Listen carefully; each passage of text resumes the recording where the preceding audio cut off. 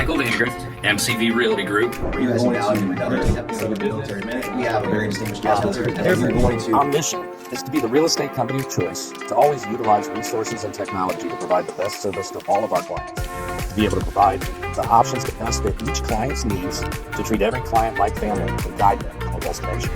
Our vision, to be your real estate agent and advisor for life, to help guide you through each chapter of your life, honestly, ethically, and when you're ready.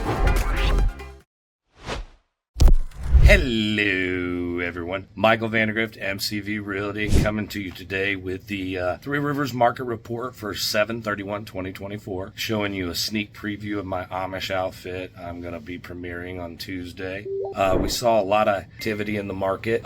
Looks like it's still strong. Buyer demand's still there. We don't know where interest rates are going to go. I know everybody wants to tell you. I'd love to give you good news. We all want them lower, obviously, and it would spike the market more. But then again, do we need more spike in this market? We are still down a little bit. Last year was a recession year. This year we're still pacing up. We're down about 4.3% year over year over the last 12 months. Had 4,329 homes sold in the Fort Wayne metro area over the last 12 months. Active available homes, which are homes that are listed on the market for sale and available for showings and writing offers, came in down 2%. We have 530 available, which is still low inventory. We need that number to be up more, about 2,100 to have 6 months supply. So we're a little bit lower still, but market's still moving. Buyer demand's still there. Need more listings, need more inventory. Active available listings year over year were up 32%. So we have more than we had last year. New listings came in down 17% week over week, flat year over year. Solds came in down 3% week over week, down 17% year over year. Pendings came in up 5% week over week, up 3% year over year. Median sale price came in at $248,700. Did show 8% depreciation, one of the few times we've seen depreciation